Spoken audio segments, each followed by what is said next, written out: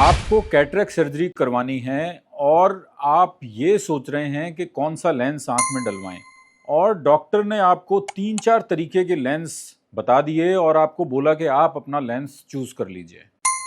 आपके मन में एक सवाल चल रहा है कि डॉक्टर साहब मैं कैसे चूज करूं, मुझे तो इतनी टेक्निकल नॉलेज नहीं है इन लेंसेज के बारे में, तो आप ही गाइड कीजिए कि कौन सा लेंस मेरे लिए ठीक रहेगा। ये एक ऐसा सवाल है जो हर पेशेंट के मन में आता है जब वो कैटरेक्ट सर्जरी अपनी प्लान कर रहा होता है। तो आज मैं डॉक्टर पवन गुप्ता, कैटरेक्ट और रेटिना स्पेशलिस्ट, इसी टॉपिक के बारे में बात करूंगा कि एक पेशेंट अपने लाइफस्टाइल के हिसाब से वो क्या काम करता है और वो कौन कौन से फैक्टर्स हैं जिनके ऊपर ये लेंस की जो सिलेक्शन है वो डिपेंड करती है।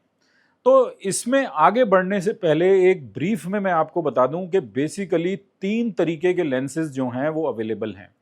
एक होता है मोनोफोकल लेंस। तो मोनोफोकल लेंस का ये मतलब हुआ कि वो लेंस आपको एक पर्टिकुलर फोकस पर दिखाएगा, या तो वो दूर के लिए दिखाएगा या वो नजदीक के लिए दिखाएगा। ये सबसे पुराना लेंस है और टाइम टेस्टेड लेंस है। सेकंड लेंसेज हैं EDOF lenses, extended depth of focus. ये लेंस आपको दूर के लिए क्लियर दिखाते हैं और इंटरमीडिएट विजन आपकी क्लियर हो जाती है। इंटरमीडिएट विजन का क्या मतलब हुआ कि आपको कंप्यूटर वगैरह देखने में हेल्प मिलती है, या मोबाइल वगैरह देखना है, हाथ को ऐसे एक्सटेंड करके देखेंगे तो मोबाइल भी दिख जाएगा। थर्ड ऑप्शन है ट्राइफोकल लेंसेज, यानी कि ये आपको दूर के लिए भी दिखाएंगे, इंटरमीडिएट के लिए भी दिखाएंगे और नियर के लिए भी दिखाएंगे। बट इन लेंसेज या ट्राइफोकल लेंसेज के साथ एक मेन जो प्रॉब्लम है वो ये कि इनमें 2 मेजर साइड इफेक्ट्स हैं। एक है हेलो और ग्लेयर, यानी कि आंख में चौंधा किसी किसी पेशेंट को काफी लग सकता है। सेकंड जो इसमें है कि कंट्रास्ट कम हो जाता है, यानी कि अगर आपको 2 लाल रंग के शेड हम मिलते जुलते से दिखाएं तो पेशेंट्स जो हैं उनको आइडेंटिफाई नहीं कर सकते कि ये अलग अलग शेड हैं, उनको लगता है कि ये एक ही तरीके के रंग हैं। अब जो लेंस की सिलेक्शन है, पावर कैलकुलेशन है या डिसीजन है, वो मोटा मोटा 8 फैक्टर्स के ऊपर डिपेंड करता है। लेकिन आज इस वीडियो में जो हम डिस्कस है वो पर्टिकुलरली जो पेशेंट रिलेटेड फैक्टर हैं उसी के ऊपर बात करेंगे। उसमें सबसे पहला जो फैक्टर आता है वो है प्रोफेशन या लाइफस्टाइल ऑफ द पेशेंट, यानी कि जो मरीज है उसका काम क्या है। और ये आपको मैं कुछ एग्जाम्पल के साथ समझाता हूँ। मान लीजिए अब कोई पेशेंट है जो ज्वेलरी का काम कर रहे हैं, जिनका डिजाइनिंग और ग्राफिक्स का काम है या कलर रिलेटेड जो काम है, उनके लिए क्या ऑप्शन रहेगा। तो जैसा मैंने आपको पहले बताया कि मल्टीफोकल लेंसेज के अंदर कलर कंट्रास्ट जो है वो कम हो जाता है। तो इन प्रोफेशंस के लिए हम जो एडवाइस करते हैं वो है मोनोफोकल लेंस, कि आपको एक फोकस पर क्लियर दिखेगा और जब वो पेशेंट अपना काम कर रहे हैं, ज्वेलरी का काम कर रहे हैं, वॉच मेकिंग का काम कर रहे हैं या वो टेलरिंग वगैरह का काम कर रहे हैं, तो उस टाइम पे वो अपना चश्मा लगाकर एक क्लियर विजन पा सकते हैं और कलर आइडेंटिफिकेशन भी काफ़ी बेटर रहती है। तो इस फैक्टर को हम कहते हैं विजन रेंज, के पेशेंट को कितने डिस्टेंस पर काम करना होता है। तो ये सारे प्रोफेशंस वो हैं जिसमें मैक्सिमम वर्क जो है वो नियर का होता है। अब इसके उल्टा अगर कोई हम देखें जो टीचर जिसको काम करना है, या कोई कॉर्पोरेट एम्प्लॉय है जो अपना टेबल चेयर पे काम कर रहा है, इन पेशेंट्स को मेजॉरिटी ऑफ केसेस के अंदर एक वेरिएबल डिस्टेंस पे काम करना होता है। जैसे अगर टीचर अपना पढ़ा रही हैं तो उनको बुक भी देखनी है, स्टूडेंट्स को भी देखना है, ब्लैक बोर्ड के ऊपर भी लिखना है। तो यहाँ पर जो चॉइस ऑफ लेंस है वो हमारा रहता है कि या तो हम इनको EDOF लेंसेज एडवाइस करते हैं जो डिस्टेंस और इंटरमीडिएट विजन के लिए क्लियर हो जाते हैं, या फिर मल्टीफोकल लेंसेज एडवाइस करते हैं। बट इन केसेस में भी अगर पेशेंट रात को गाड़ी चलाते हैं, अगर वो नाइट ड्राइविंग करते हैं और फ्रीक्वेंटली घर से कम्यूट करते हुए रात में गाड़ी चलाते हैं, तो यहाँ पर मल्टीफोकल लेंसेज उनके लिए सूटेबल नहीं है, क्योंकि मल्टीफोकल लेंसेज का जो मेन डिसएडवांटेज है हेलो और ग्लेयर का। तो रात में गाड़ी चलाते हुए अगर सामने से हल्की सी भी लाइट लगती है तो काफ़ी ज़्यादा चौंधा लगता है इन पेशेंट्स को, जो आगे गाड़ियां चल रही हैं उनकी जो टेल लाइट्स हैं उनके अंदर भी इनको हेलो और ग्लेयर दिखती है। तो नाइट ड्राइविंग जो भी पेशेंट कर रहे हैं उनके लिए मल्टीफोकल लेंसेज बिल्कुल सूटेबल नहीं है। वहां पर हम पेशेंट्स को मोनोफोकल या इडॉफ लेंसेज के बारे में एडवाइस करते हैं। अब जो होम मेकर्स हैं, जो फीमेल्स घर में काम करती हैं, उनको भी किचन में जब काम कर रही हैं, बच्चों को पढ़ा रही हैं या और घर के जो काम होते हैं, उसके लिए भी उनको एक वेरिएबल डिस्टेंस पे काम करना होता है। तो वहाँ पर जो है choice of lens mainly इडॉफ category के लेंसेज या उनको मल्टीफोकल लेंस भी सूट कर जाते हैं। एक प्रोफेशन ऐसा है जहाँ पर मोनोफोकल लेंस ही मैंडेटरी है और वो है कमर्शियल पायलट या एविएशन सेक्टर के अंदर। क्योंकि एविएशन अथॉरिटीज़ जो हैं वो सिर्फ मोनोफोकल लेंस को ही ऑथराइज करती हैं और इन केसेस के अंदर मोनोफोकल लेंस ही डालना होता है, बिकॉज इनको जो है कलर डिफ्रेंशिएशन और हेलो और ग्लेयर से काफ़ी मेजर प्रॉब्लम हो सकती है। तो जो कमर्शियल पायलट्स हैं उनके लिए मोनोफोकल लेंस ही मैंडेटरी है। एक जो अगला फैक्टर है वो है कंडीशन ऑफ योर आई। अभी तक जिन फैक्टर्स के बारे में हमने बात करी वो था आपके लाइफस्टाइल और आपके प्रोफेशन रिलेटेड। सेकंड है कि आपकी आंख की क्या कंडीशन है, यानी कि अगर आपकी आंख एकदम नॉर्मल है, उसमें कैटरेक्ट के अलावा और कोई प्रॉब्लम नहीं है, कोई पहले सर्जरी नहीं हो रखी, तो प्रैक्टिकली आप किसी भी लेंस के लिए फिट हैं। मोनोफोकल, एडॉफ या मल्टीफोकल, आप कोई भी लेंस अपने हिसाब से चूज़ कर सकते हैं, अपने प्रोफेशन के हिसाब से चूज़ कर सकते हैं।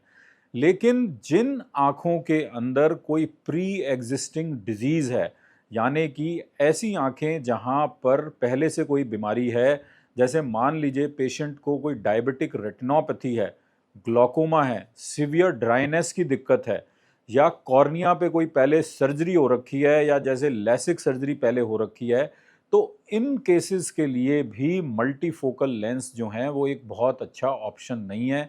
इन सब केसेस को हम अपने पेशेंट्स को मोनोफोकल लेंस एडवाइस करते हैं, या अगर पेशेंट का कंप्यूटर पे, मोबाइल पे बहुत ज़्यादा काम है तो मैक्सिमम इडॉफ लेंसेज हम पेशेंट को एडवाइस करते हैं। लेकिन जिन पेशेंट्स को रेटिना में डिजीज़ है, कोई कॉर्निया में डिजीज़ है, वहाँ पर फर्स्ट चॉइस जो है लेंस की वो होता है मोनोफोकल लेंस।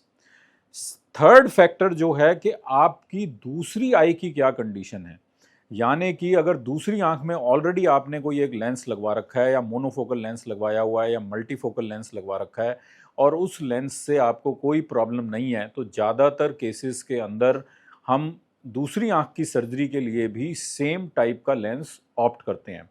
बट मान लीजिए किसी पेशेंट ने अपनी पहली सर्जरी में मल्टीफोकल लेंस लगवा रखा है और वो उस लेंस से खुश नहीं है, उसको हेलो ग्लेयर की दिक्कत आ रही है, उसकी विजन उतनी शार्प नहीं है।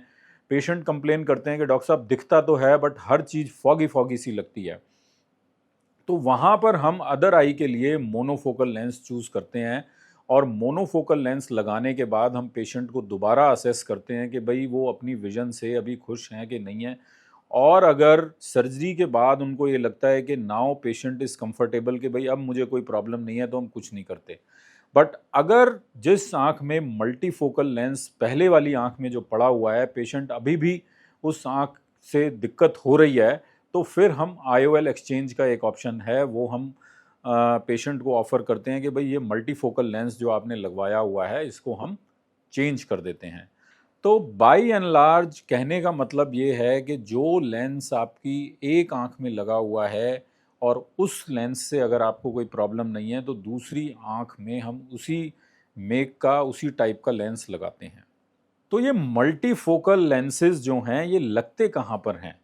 अगर इन लेंसेज की इतनी डिसएडवांटेज है तो कौन पेशेंट्स हैं जो मल्टीफोकल लेंसेज के लिए सूटेबल हैं? तो देखिए उसमें काफ़ी केसेस में आता है कि पेशेंट अगर अपने ग्लासेस को हैंडल नहीं कर पाता, कई बार पेशेंट अपने ग्लास रख के भूल जाता है या उनको डिमेंशिया की प्रॉब्लम होती है या कोई और ऐसी बीमारी होती है जहाँ पर उनको अपना चश्मा को संभालने में दिक्कत है, वहाँ पर हम पेशेंट्स को मल्टीफोकल लेंसेज ऑप्ट करते हैं। सेकंड, काफ़ी पेशेंट हमारे पास आते हैं कि वो कहते हैं भाई चश्मा मुझे लगाना ही नहीं है चाहे कुछ भी हो जाए, वो उनको चश्मा हैंडल करना ही दिक्कत होती है। वहाँ पर हम मल्टीफोकल लेंसेज पेशेंट को ऑप्ट करते हैं और पेशेंट को ये क्लियरली बताना चाहिए कि भाई इस लेंस के ये डिसएडवांटेज हैं और सर्जरी के बाद किस टाइप की विजन पेशेंट एक्सपेक्ट करे। काफ़ी पेशेंट ये सोचते हैं कि मल्टीफोकल लेंस लगाने के बाद मुझे एकदम परफेक्ट विजन मिलेगी और मुझे कभी भी चश्मा नहीं लगाना पड़ेगा। तो देखिए, मल्टीफोकल लेंस में आपको ये तो हो सकता है कि चश्मा ना लगाना पड़े, लेकिन एकदम परफेक्ट विजन नहीं होगी, बिकॉज कंट्रास्ट थोड़ा सा कम हो जाता है। लेकिन ये जो कंट्रास्ट कम होता है या जो हेलो ग्लेयर की जो प्रॉब्लम है, ये by and large majority of patient over next 3 to 4 months adjust कर लेते हैं। अब यहाँ पर एक फैक्टर और आता है जो लेंस चॉइस में बहुत क्रिटिकल रोल प्ले करता है, वो है पर्सनैलिटी ऑफ द पेशेंट। कि पेशेंट हर एक चीज़ को कितना क्रिटिकली एनालाइज करता है। अक्सर मैंने ये देखा है कि जो पेशेंट बहुत ज़्यादा एनालिटिकल होते हैं, छोटी छोटी चीज़ों को बारीक से एनालाइज करते हैं, उन केसेस के अंदर जो है मल्टीफोकल लेंस जो है वो बहुत ज़्यादा सूटेबल ऑप्शन नहीं होता है। बिकॉज इन लेंसेज के साथ जो पेशेंट की एक्सपेक्टेशन है कि एकदम मुझे क्रिस्प और बहुत बढ़िया दिखना चाहिए, वो उन पेशेंट्स को नहीं मिलती है। तो जो पेशेंट्स चीज़ों को बहुत बारीकी से एनालाइज करते हैं, वहाँ पर हम उनको मोनोफोकल लेंस ही एडवाइस करते हैं। काफ़ी केसेस में यंग एज ग्रुप के अंदर कैटरेक्ट आ जाता है, वहाँ पर जो चॉइस ऑफ लेंस है वो बड़ी क्रिटिकल हो जाती है। बिकॉज ये एक एक्टिव लाइफस्टाइल वाला ग्रुप है, ये दिन में भी पूरा काम करते हैं, रात में ड्राइविंग वगैरह भी करते हैं। तो जो हमने देखा है कि यंग पेशेंट्स के अंदर मल्टीफोकल लेंस जो हैं वो ईजिली टॉलरेट नहीं होता है। तो यहाँ पर हम पेशेंट्स को मोनोफोकल या एडॉफ लेंसेज की ऑप्शन देते हैं और हमारे एक्सपीरियंस में मोनोफोकल या एडॉफ लेंसेज पेशेंट को काफ़ी अच्छी तरह टॉलरेट होते हैं। बस एक ड्रॉबैक ये है कि थोड़ा बहुत जब वो नज़दीक का काम करते हैं तो उसके लिए उनको चश्मा लगाना पड़ता है। अब पेशेंट का जो एक वो रहता है कि डॉक्टर साहब क्या ये महंगे वाला लेंस मुझे सूट करेगा? तो इसमें देखिए, पेशेंट्स को मैं बता दूं कि ये जो वीडियो में अभी तक हमने डिस्कशन करी है, इसमें मेनली जो आपको बताने का पर्पस है कि आप अपने हिसाब से अपना लेंस चूज़ कीजिए कि आपको क्या सूट करेगा। अपने डॉक्टर के साथ वो डिस्कस कीजिए। ये ज़रूरी नहीं है कि एक सबसे महंगा लेंस या सबसे महंगी सर्जरी आपके लिए एकदम सूटेबल है, या जो सस्ता ऑप्शन है वो आपके लिए सूटेबल नहीं है। इसमें काफ़ी केसेस में जो हाई मायोप्स होते हैं, जिनका चश्मे का नंबर बहुत ज़्यादा होता है और लेंस की पावर जो है उनकी बड़ी एबनॉर्मल आती है, किसी को 0 नंबर का लेंस आता है, किसी को -1 -2 का लेंस पावर आती है, वहाँ पर हमारे पास बहुत लिमिटेड ऑप्शन होते हैं जो लेंसेज इन पेशेंट्स के अंदर हम लगा सकते हैं। बट इसका ये मतलब नहीं है कि वो लिमिटेड ऑप्शंस हैं तो आपके लिए कोई डिसएडवांटेज है। अब एक अगला फैक्टर जो लेंस चूज करने से पहले होता है वो है कि आपके कॉर्निया की क्या शेप है। यानी कि मेजॉरिटी ऑफ केस में हम ये मान के चलते हैं कि हमारा कॉर्निया जो है वो गोल या सर्कुलर है। और जब ये गोल या सर्कुलर होता है, इसका ये मतलब हुआ कि आपका हॉरिजॉन्टल, वर्टिकल या जिस भी डायरेक्शन में हम डायमीटर लें वो सब बराबर आएंगे। लेकिन ह्यूमंस के अंदर ज़रूरी नहीं है कि ये हर केस के अंदर सर्कुलर हो। किसी किसी केस में ये कॉर्निया ओवल भी होता है, और जहाँ पर ये कॉर्निया ओवल होता है वहाँ पर उनके जो डिफरेंट एंगल्स पे जो डायमीटर हैं उसमें डिफरेंस आ जाता है। अब इस डिफरेंस को हम लेंस में न्यूट्रलाइज करने की कोशिश करें, यानी कि इसको हम उस जो चश्मे का नंबर आएगा सर्जरी के बाद उसको भी अगर हम ख़त्म करने की कोशिश करें, तो वहाँ पर हम लगाते हैं टॉरिक लेंसेज। यानी कि जिन पेशेंट्स को सिलेंड्रिकल नंबर एक लिमिट से ज़्यादा होता है, वहाँ पर ये स्पेशल टॉरिक लेंसेज लगाते हैं जिससे वो सिलेंड्रिकल नंबर ख़त्म हो जाए। और ये जो टॉरिक लेंस हैं ये तीनों कैटेगरी के लेंसेज में अवेलेबल हैं, यानी कि मोनोफोकल में भी आते हैं, एडॉफ के अंदर भी आते हैं और मल्टीफोकल लेंसेज के अंदर भी आते हैं। एक क्वेश्चंस जो पेशेंट पूछते हैं कि डॉक्टर साहब ये लेंस कितनी देर चलेगा, मैं महंगाई वाला लेंस लगवा लूँ तो क्या ज़्यादा चलेगा?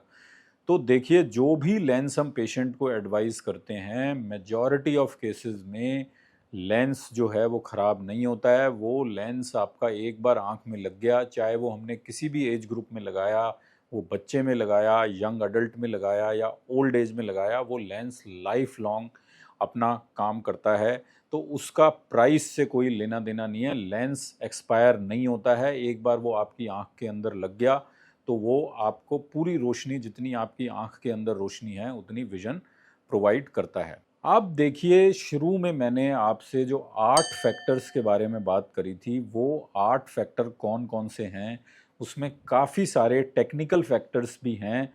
उसकी मैं एक स्लाइड अपनी पोस्ट में डाल दूँगा, जिन लोगों को वो देखनी है वो देख सकते हैं। इन द एंड जो ये लेंस चूज़ करने का जो डिसीजन है, ये आपको अपने सर्जन के साथ पूरी फुल डिटेल में डिस्कस करना चाहिए और इसको एकदम लास्ट मोमेंट के लिए नहीं छोड़ना चाहिए कि सर्जरी से हम एक दिन पहले या एकदम जिस दिन सर्जरी होगी उसी दिन जाके हम बता देंगे कि भाई ये लेंस लगाना है। ये आपको अपने सर्जन के साथ डिटेल में डिस्कस करना है, अपनी लाइफस्टाइल के हिसाब से, अपनी विजन रेंज के हिसाब से कि आपका क्या काम है, और ये लेंस आपको अपने काम में तो इंटरफेयर नहीं करेगा। ये लेंस आपको अपने काम में जिस टाइप की विजन आपको चाहिए उतनी मिलेगी। उम्मीद करते हैं कि इस डिस्कशन से आपको जो अपना डिसीजन लेना है कि मुझे कैटरेक्ट सर्जरी के टाइम पे कौन सा लेंस अपनी आँख में लगाना है, उसके अंदर हेल्प मिलेगी। Thank you very much.